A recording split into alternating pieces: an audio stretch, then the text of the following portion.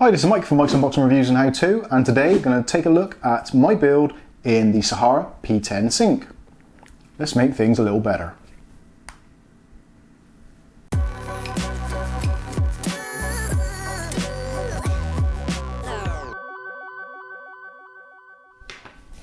Okay, so this is the Sahara P10 SYNC. I've completed my build in there and I thought I'd do a quick update video just to let you know how I got on, how easy I found it, how many challenges I found during the process, and just so you could see what the finished product was like. So first of all, let's look at the actual case itself. So I think you'll agree, it actually looks really nice.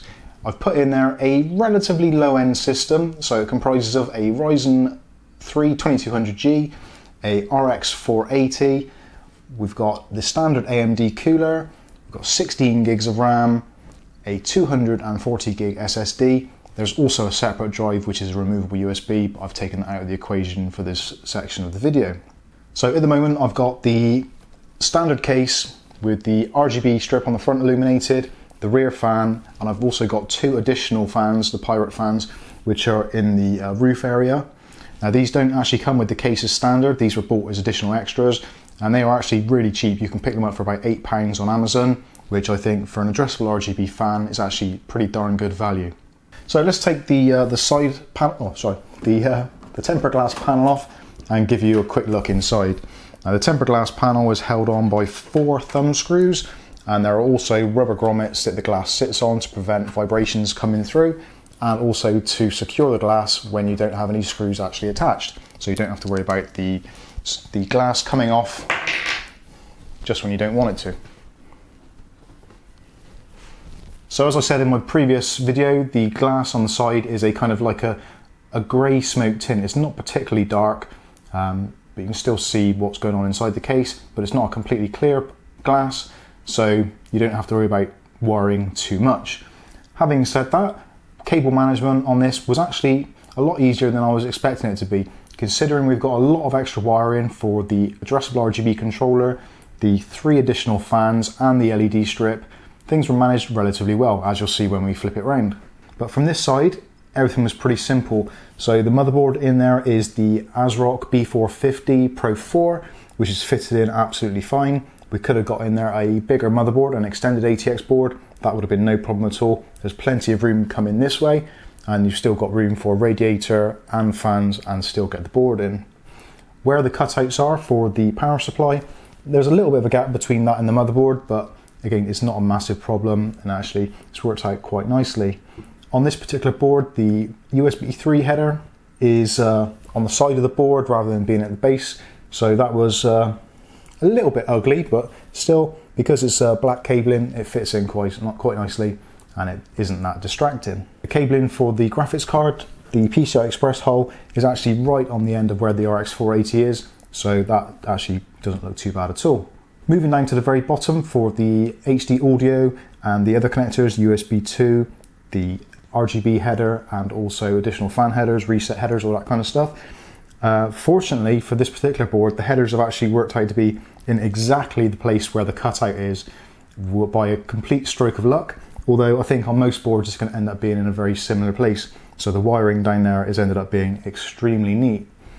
Also, the only complaint I would have is where the HD audio is. It would have been nice to have seen another cutout a little bit further along to route that cable. Luckily, again, because the cable that's supplied is a nice flat black cable, like the kind of licorice cables, it just lies quite nicely along that basement area. So all in all, it actually looks like a very clean and tidy build. So let's talk about some of the challenges faced when doing this. Now, if you're going to be doing this yourself, I would suggest if you're going to install a radiator in the top or any fans in the top, definitely do those at the very last minute. I left my fans in there from when I did the previous video, and I did find it slightly challenging to get my fingers in to wire things like the CPU 8-pin and some of the other headers. But having said that, it is another fortunate coincidence that the area now covers up where all those cables were, so any additional connections at the top are actually covered up by the illuminated fans, which makes the build look a little bit sleeker again. One slight area of note is the pass-through for the cables for the front panel and for the I/O.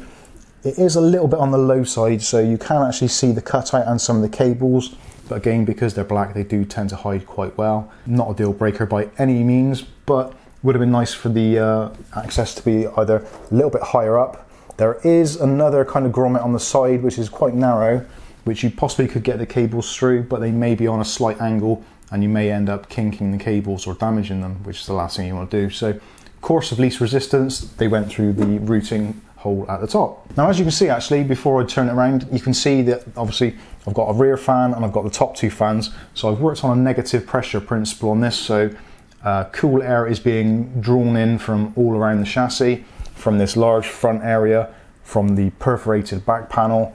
Cold air is being drawn in. It's not a positive pressure. I was considering putting the fans at the front, but unfortunately then you don't get to see them so much because they're hidden by the front panel. It doesn't look quite so nice. Again, would have been slightly nicer if they could have been put back a little bit further, but again, this has worked out quite nicely. We've got some really good airflow, and that front illuminated panel actually shines through into the chassis from behind really nicely, as I think you'll see. So from the back, no real challenges here whatsoever, all very simple. Power supply fitted in very easily. The PCI Express expansion plates, unfortunately they're the fixed type, so you have to kind of bend them to take them out. But again, because they're slightly not recessed, they're kind of in from the motherboard. When I was actually flexing them, it didn't touch the motherboard in any way, so it didn't damage any components. So it's not one of those ones where you think, oh, I wish I'd have taken those out before I started. So that was all absolutely fine. Mounting the rear fan, again, no problems whatsoever. Plenty of clearance, no problems whatsoever. The rear I/O shield snapped into place nicely. There was no kind of weird deformities in the metal, so that was all good, no problems at all. So let's take a look at the cable management and you can critique my work. Personally, I don't think it's worked out too badly at all. Again, it's hidden by this back panel, so it's very rare you're actually going to see it. And as you can see, the back panel came off very easily. There are no bulges in the cabling that prevent the back panel going on. So when I put the back panel on, I don't have to kind of manipulate the panel to try and get it to lock in properly. It fits on absolutely no problem at all, which is something which was always a struggle with things like the Cooler Master Q300L, the Cooler Master Lite 3.1, the Cooler Master Lite 5, and probably various other cases, but those are the ones of note, which I actually did end up having to sort of put the chassis flat on the desk and applying pressure on the panel in all areas, trying to get it to slide on nicely. But with this, again, no problems whatsoever. So starting with the power supply. Now the power supply is a Be Quiet System Builder 8 400 watt. Not the highest wattage of power supplies, but absolutely fine for this build, and probably for most builds, to be completely honest.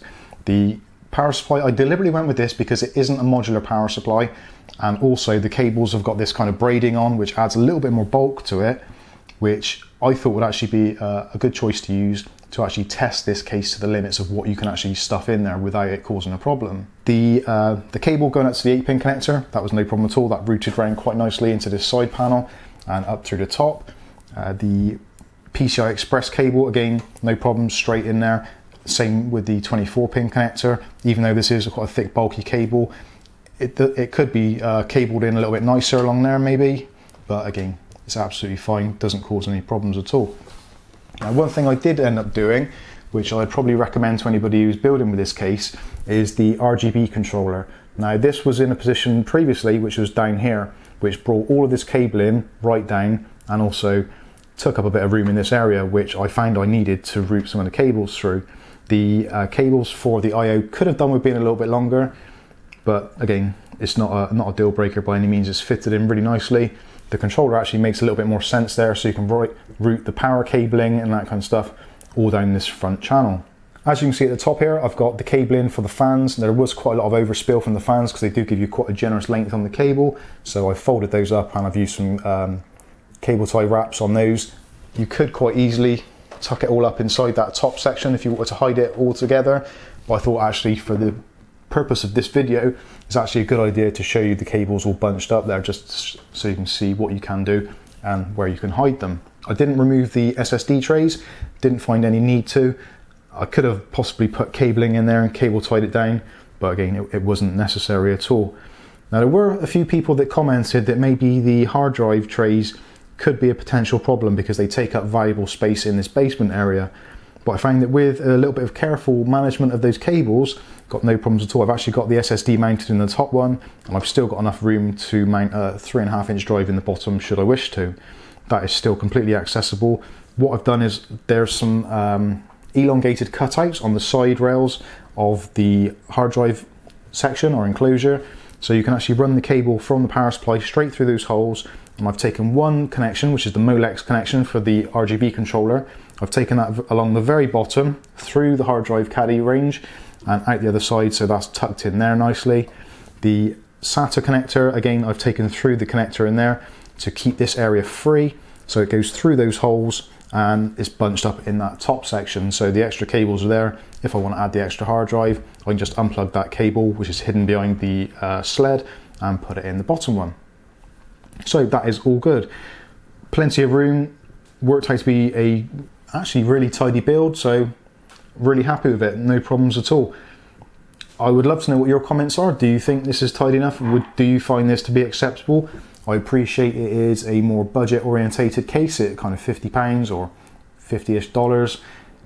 The case itself is probably about 10% of the cost of the total build, which again is probably what you'd expect to see from most system builds. But like I said, overall very pleased with it. The overall lighting effect, the RGB controls, the remote control is actually brilliant. I've got it wired up to the motherboard, so I can choose to have it. At the moment it's on the kind of the Sahara setting, so it's taking control by this front button or the remote. But if I press the motherboard sync button, then it'll go to the default setting for the motherboard, which at the moment I've set in Windows to be the kind of the color cycle. Again, same with the fans. At the moment the fan is set to the Sahara control, so it's on low speed at the moment. So if I press the fan speed button, you can hear the fans ramp up. Hopefully you can pick that up through the microphone. On the high setting, they are a little bit on the loud side. Not so much an annoying noise, but more the sound of airflow through the case. So set that back to the low setting. If I press fan auto, that then goes to the setting on the motherboard, which is PWM, which I haven't played around with at all. I've actually found the setting for the Sahara controller to be far more satisfactory. So I will stick it back to that now. Again, motherboard sync works fine, the fan sync works fine. So completely flexible, you can choose to do whatever you want to do with it. The buttons all do their thing, which they should do. And actually the range on this remote control is fantastic. Previous ones with the infrared remote control were, to be fair, quite useless, and they had to have a line of sight and all that kind of thing. I can quite easily be the other side of the room, press the buttons, or turn it off. Okay, granted, that's not very far away, it's only at arm's distance, but you get the idea. So overall, I'm very pleased. A relatively straightforward build, slightly challenging the first time to work out where the cables were going.